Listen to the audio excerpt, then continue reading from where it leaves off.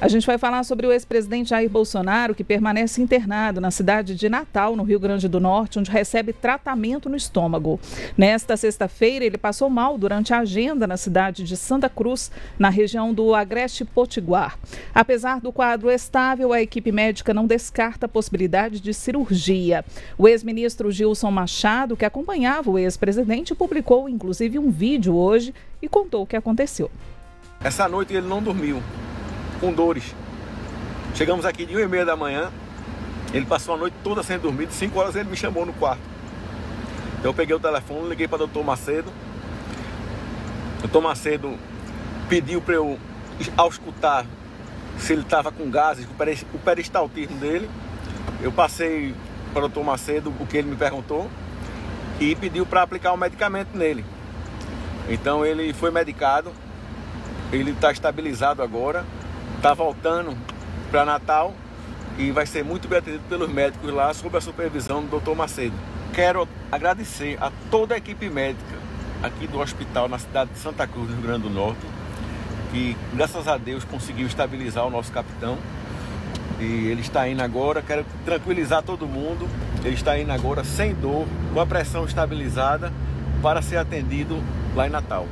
A equipe médica que acompanha Jair Bolsonaro no Hospital Rio Grande, em Natal, concedeu uma entrevista coletiva nesta tarde e deu detalhes sobre o estado de saúde do ex-presidente. Vamos acompanhar um trecho. Na verdade, ele não tem condições de alta. Ele tem uma distensão abdominal, uma condição de semioclusão intestinal, está em avaliação imagiológica, está sendo feito exames de imagem, tá certo? Para agora, não há indicação de necessidade de intervenção cirúrgica de emergência. O quadro dele, após as medidas clínicas, analgesia, passagem de sonda nasogástrica, melhorou a condição clínica dele, o que tira ele da condição de urgência. Então agora a condição é clínica, mantê-lo em dieta zero, observar o comportamento do intestino, hidratar, devolver eletrólitos, que são os íons, potássio, cálcio, para um bom funcionamento do intestino, e observação clínica. Ele não tem sinais clínicos que falem a favor de um abdômen agudo obstrutivo ou um abdômen infeccioso que impõe a necessidade de intervenção cirúrgica no momento. Pois é, o ex-presidente cumpre a agenda, do PL no estado ao lado de Rogério Marinho. O roteiro é a estreia de um projeto partidário chamado Rota 22, em referência ao número do partido nas urnas. O objetivo é exatamente promover eventos no país para fortalecer a presença partidária. Larissa Arantes é um assunto que tomou conta do noticiário, principalmente por conta da saúde do ex-presidente Jair Bolsonaro. E ele, que teve essa questão no estômago, está internado, acompanhado de perto pelo médico dele e também pela equipe médica do hospital em Natal, no Rio Grande do Norte.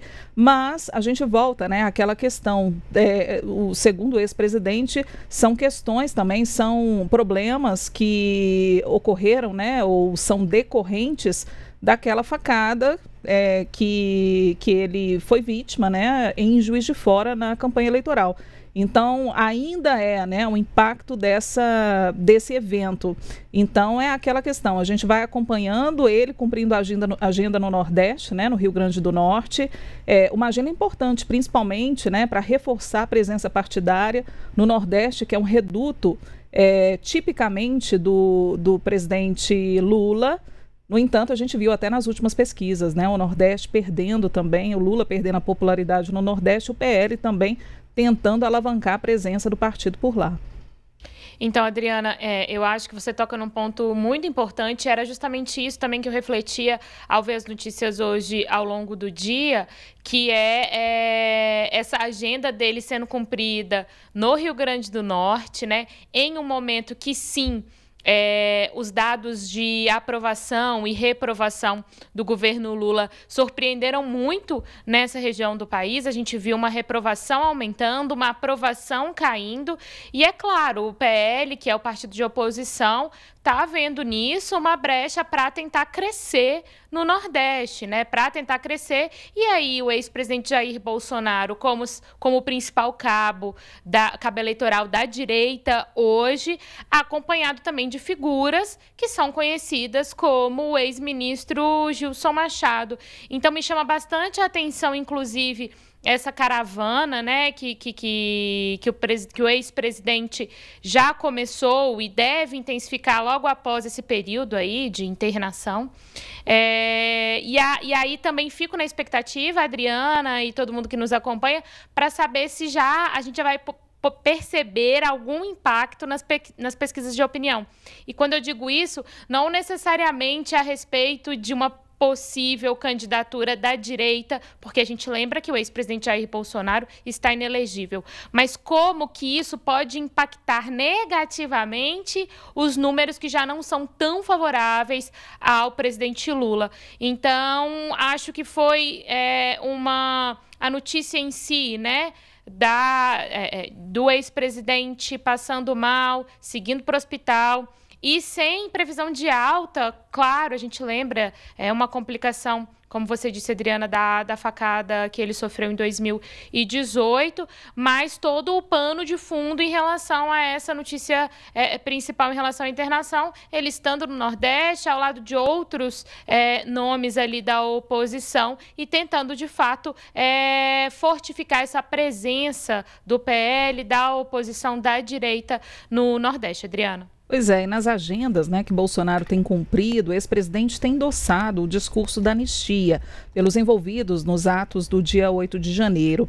E na noite dessa quinta-feira, o líder do PL na Câmara dos Deputados, Sóstenes Cavalcante, informou que conseguiu atingir o mínimo de 257 assinaturas para pautar um requerimento de urgência ao projeto de lei sobre a anistia. Vamos acompanhar o que disse, então, o Sóstenes Cavalcante. Às 22 horas e 22 minutos, com a assinatura do deputado federal Paulo Aze, do União Brasil, da Bahia, nós chegamos às 257 assinaturas para o requerimento de urgência da anistia. É uma vitória do Brasil e eu quero aqui agradecer aos 257 colegas que assinaram. E eu tenho certeza que muitos outros assinarão a partir de agora, porque continua aberto. Minha gratidão aos líderes Zucco, Carol Detone, a cada deputado que nos ajudou. Este é um trabalho de muita gente. Aos presidentes de todos os partidos que nos apoiaram, que nós vamos, ao longo dos próximos dias, dizer quais são esses partidos, e ao nosso eterno capitão Jair Messias Bolsonaro. Esta é uma vitória das pessoas que estão injustiçadas. É a vitória da Débora, que está com seus filhos em prisão domiciliar, e eu tenho certeza que não voltará para a prisão, nem ela e nem ninguém mais, porque nós vamos aprovar esta anistia no plenário da Câmara e no Senado para fazer justiça a Débora e a todos os demais injustiçados do 8 de janeiro. Parabéns, anistia já! E você acompanhou, inclusive ontem conosco, né, que a oposição passou a investir nessa assinatura individual de deputados ao requerimento de urgência depois que o presidente da Câmara, Hugo Mota, do Republicanos, pediu aos líderes que adiassem a adesão ao documento de acordo com a informação de Sóstenes Cavalcante. Inclusive, a gente teve, né, uma fala do Sóstenes falando, dizendo exatamente isso, né? A gente falou a respeito do sumiço de Hugo Mota e também de marcar todas as reuniões que seriam presenciais, transformá-las como reuniões remotas e também de deixar para discutir esse assunto só depois da Semana Santa. A lista de assinaturas à urgência da anistia conta com a rubrica de deputados filiados a partidos que ocupam cargos no governo do presidente Luiz Inácio Lula da Silva. E aí, Larissa, é que mora o perigo. Ó. O líder do PT na Câmara, Lindbergh Farias, cobrou uma posição dessas siglas. É o caso do MDB, do PSD, do União Brasil, do Podemos e até mesmo do Republicanos, que têm relações com o Palácio do Planalto.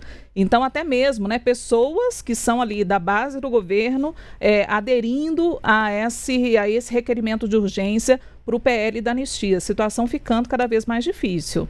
Exato, mas também é algo que está surpreendendo pouco, né, Adriana? Porque a gente já tem visto muito desses partidos que têm ministérios na esplanada do governo Lula, votando não necessariamente contra, mas não seguindo ali as orientações do governo, não seguindo o que quer o governo em outras votações. E agora, com o PL da anistia, é ainda mais grave, porque também é uma questão ideológica, né, gente?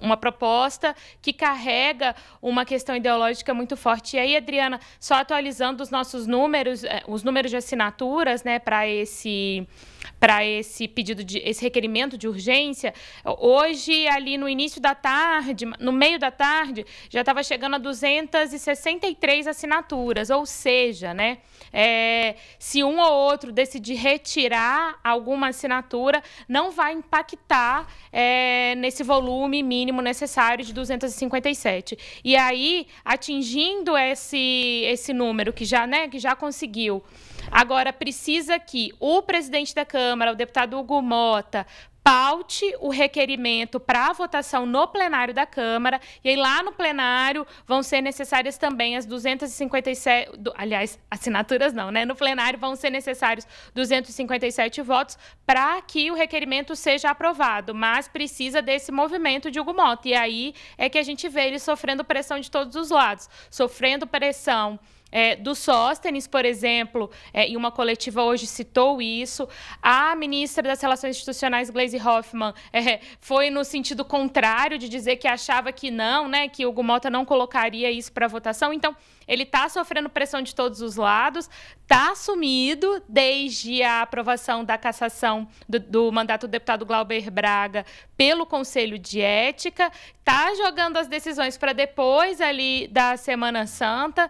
Então, esses próximos dias aí prometem ser de muita articulação, não necessariamente de trabalho efetivo no Congresso, mas de muita articulação para a gente saber o que vai acontecer realmente depois, sem ser na próxima semana, na outra ainda, né, Adriana? E tem uma ala, né, que também prevê que essas decisões sejam deixadas também nas mãos do Supremo Tribunal Federal, né, que já de alguma forma, em algum momento, até mesmo nas declarações do ministro Luiz Fux, né, na audiência, no julgamento do ex-presidente Jair Bolsonaro, em que ele se tornou réu, em que ele já propôs, né, uma mudança, um arrefecimento na pena da Débora Rodrigues, né? Então, assim, já tem um precedente, né, para que essas penas sejam revistas. Então, é aquela história, será que deixam, né, nas mãos da Câmara ou deixam nas mãos do Supremo Tribunal Federal? É um dilema, ou não, Lari?